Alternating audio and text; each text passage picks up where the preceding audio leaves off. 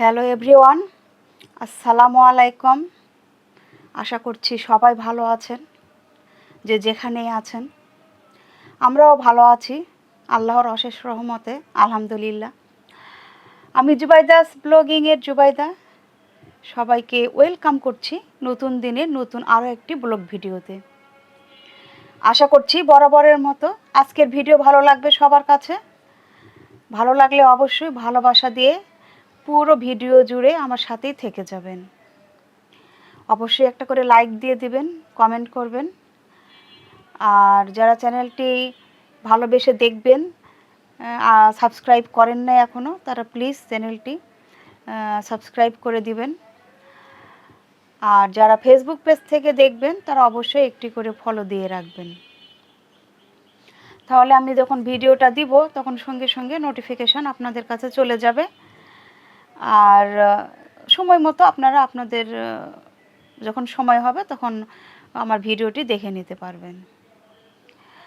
তো আজকে থাম্বনেল দেখেই বুঝতে পেরেছেন, থাম্বনেল তো ঠিক নয়, টাইটেল। আমি এখন থাম্বনেল লিখি না, টাইটেল।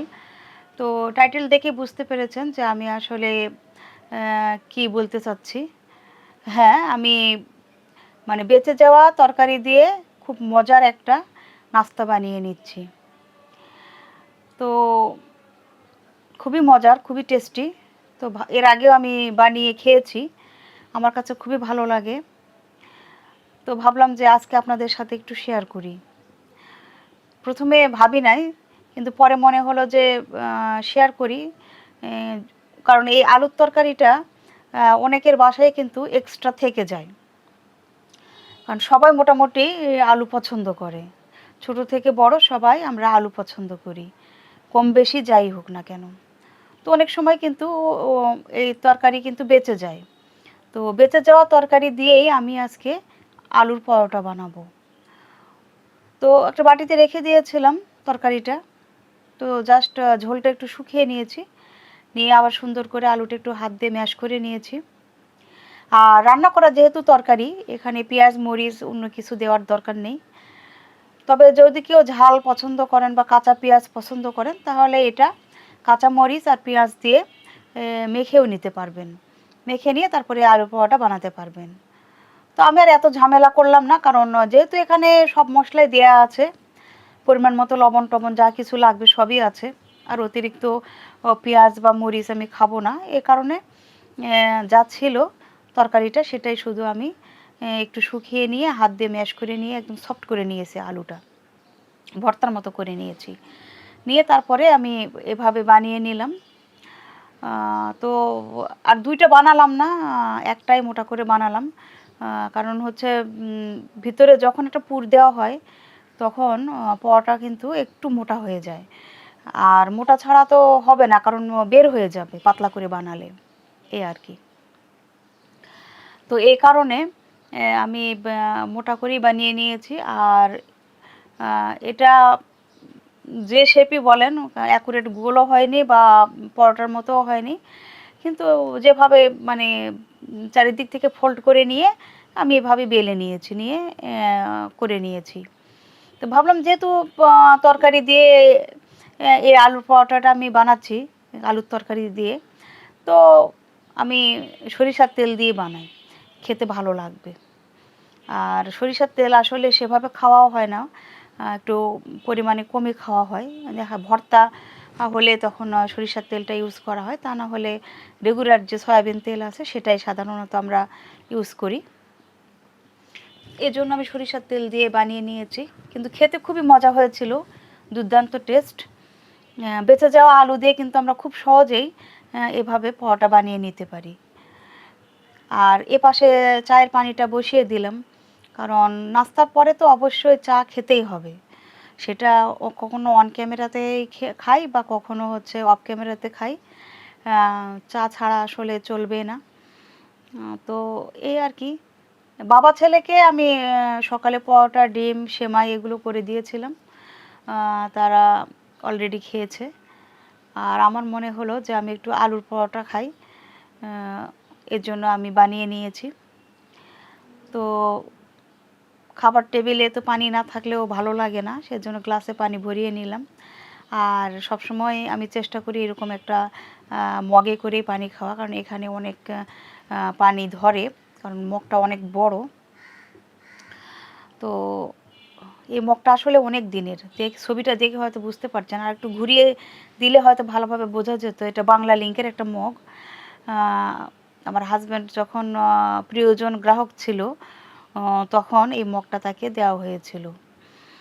তো এই মগটা তখন থেকে আমি ইউজ করি।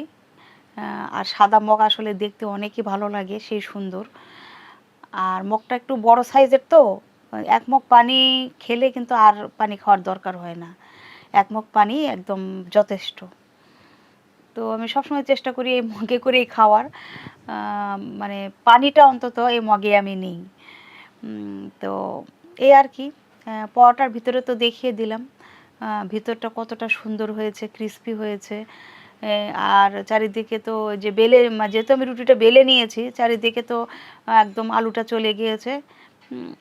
এর সাথে আর অন্য কিছু আসলে প্রয়োজন নেই। এর সাথে কোনো তরকারি বা অন্য কিছুই দরকার নেই। জাস্ট এটা যেহেতু ভিতরে আলু দেওয়া আছে, সুন্দর করে কিন্তু খেয়ে নেওয়া যাচ্ছে। খুবই টেস্টি, খুবই মজার। এটা সকালের নাস্তায় বা বিকেলের নাস্তায় চায়ের সাথেও কিন্তু খুব ভালো লাগবে খেতে। তো এই যে আমি একা একাই নাস্তা করে নিচ্ছি। একা একাই নাস্তা করতে আসলে খুবই বোরিং ফিল করি, খুব কষ্ট হয়, ভালো লাগে না। কিন্তু আসলে কি করার, জীবনের তাগিদে তো অনেক কিছুই স্যাক্রিফাইস করতে হয়, তাই না? মায়ের আব্বু অফিসে চলে গিয়েছে, মায়ের সোনা স্কুলে গিয়েছে, এখন বাসায় আমি একাই, নাস্তাটা একাই করতে হবে, চা একাই খেয়ে নিতে হবে, ঘরের কাজকর্মগুলাই করতে হবে, এই আর কি। তো এভাবে আসলে সময় চলে যায়, এরকম সব কাজ করে নিতে নিতে এক সময় দেখি যে মানে কখন যেন সময় চলে গিয়েছে, আমার মাই সোনাও স্কুল থেকে চলে আসবে, চলে আসার সময় হয়ে যায়। আমি একদম মানে রেডি হয়ে থাকি যে আমার সোনামণিটা স্কুল থেকে আসবে, তখন তাকে খাওয়াই দেবো, দেওয়ার পর তারও আবার প্রাইভেট থাকে, তারপরেও কিন্তু সে সময় দিতে পারে না, এসে কোনো রকম গোসল করে, নামাজ পড়ে, আর আমি একটু খাওয়াই দিই, খেয়ে সে আবার প্রাইভেট পড়তে চলে যায়। এই হচ্ছে অবস্থা। এখন কিছুই করার নেই, বড় ক্লাসে উঠে গিয়েছে, স্কুলের টাইমটাও একটু বেশি, সব মিলায় আসলে মানুষ, ছোট মানুষ, চাপ পড়ে অনেক বেশি, এই আর কি। তো যাই হোক, জীবনের নিয়মেই তো চলবে, তাই না? তো ওই যে লাল চা খেয়ে নিলাম, কখনো দুধ চা খাই, কখনো লাল চা খাই। এটা আসলে শরীরের গতানুগতিকের ওপর নির্ভর করে। কখনো মনে হয় যে আজকে একটু ভারী খাবার হয়তো খেয়েছি, তখন দুধ চা খেতে ভালো লাগছে না, তখন লাল চা খাই। অনেক সময় সুগার ছাড়া খাই, কারণ আমার একটু সুগারের যেহেতু প্রবলেম আছে, তো অনেক সময় চেষ্টা করি যে সুগার ছাড়াই খেতে, শুধু লিকারটা খেতে আর কি। শুধু লিকার খেলে তেমন কোনো সমস্যা হয় না, বরং শরীরটা ভালোই থাকে। তো এটা আসলে নিজের উপর নির্ভর, সবাই তো পছন্দ করে না দুধ চিনি দিয়ে চাটা খেতে, তো আসলে সেই মজা তখন একটা অন্যরকম ভালো লাগে, কারণ চাটা পছন্দ সবাই করে, চা কফি ছাড়া আসলে ভাবাই যায় না। আমি তো অন্তত ভাবতে পারি না, যে আমার মনে হয় শুধু লিকার হলেও আমার চা খেতেই হবে, এরকম একটা অবস্থা। তো সকালে নাস্তা শেষ করলাম, করার পরে ভাবলাম যে আজকে আমি রান্নাঘরটা একটু ক্লিন করব, কারণ একদমই সময় করতে পারছি না, সবসময় খালি দৌড়ের উপরে আছি, হয় রান্না করছি তো অন্যান্য কাজ করতেছি। তো এখন মনে হলো যে আসলে এই গ্রিলগুলো, মানে এই যে যে যে কর্নারগুলো আর কি, এই কর্নারগুলো পরিষ্কার করাটা খুবই জরুরি। ক্যামেরা তো অত বোঝা যাচ্ছে না, কিন্তু আসলে অনেকটা ময়লা হয়ে গিয়েছে, সাদা সাদা জিনিস তো, যেহেতু সাদা রং করা, তো ময়লাটা দেখা যাচ্ছে, একদমই ভালো লাগছিল না। আজ করব কাল করব করে একদম সময় করে করতে পারছি না। তো ভাবলাম যে আজকে আমি করবই, তো এই জন্য কাজে লেগে পড়েছি। তো এই যে পরিষ্কার করে নিচ্ছি। আসলে মানে রান্নাঘরটা এত বেশি ছোট, ভালো লাগে না, মানে কোনো কিছু করে শান্তি পাওয়া যায় না কাজ করে। কোন দিক থেকে ক্যামেরা ধরবো, কি করব, ও কাজ করে একদমই মানে স্যাটিসফাই না। তো যাই হোক এভাবেই কাজ করতে হয়। মোজাইক করা, টাইলস করা হলে বেশি ভালো হতো। আর এই যে সিঙ্কের চারিদিকে যদি টাইলস করা থাকতো তাহলে অনেক কিছু জিনিস কিন্তু আমি হুক দিয়ে আটকিয়ে ঝুলে রাখতে পারতাম, যেটা আমার কাজের জন্য সুবিধা হতো। যাদের রান্নাঘর ছোট তাদের জন্য কিন্তু টাইলস করা রান্নাঘরটা খুবই দরকার, যাতে বিভিন্ন জিনিস ঝুলিয়ে রাখা যায়, ঝুলিয়ে রেখে কাজ করতে সুবিধা হয় আর কি। তো এখন কি করার, এভাবেই কাজ করে নিচ্ছি। আর এই র্যাকগুলো তো বেশ বড়, এখন এগুলো তো সুন্দর মতো পরিষ্কার করে নিতে হবে। তো একটা একটা করে সব কাজই আমি করে নিচ্ছি। চেষ্টা করি যে সংসারের কাজগুলো নিজেরই করার। আমি হেল্পিং হ্যান্ড রাখি না। আগে তো আমি বাচ্চাকে স্কুলে দিয়ে আসতাম, আবার নিয়ে আসতাম।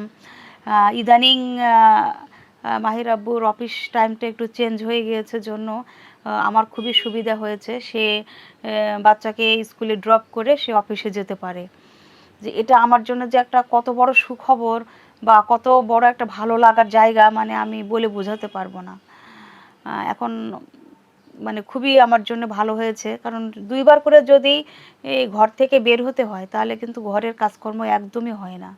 রান্না খাওয়াটা হয় খুব কষ্ট করে, একদম মানে সব কিছু রেডি রাখতে হয়। অনেক সময় দেখা যায় তরি তরকারি কেটেও রাখতে হয়। এরকমও আমার দিন গিয়েছে যে আমি তরি তরকারি কেটে সুন্দর করে রেখে দিয়েছি, জাস্ট ধুয়ে রান্না করেছি, পেঁয়াজও কেটে রেখেছি, এরকম একটা অবস্থা। কিন্তু এখন সেই কষ্টটা আমার করতে হয় না।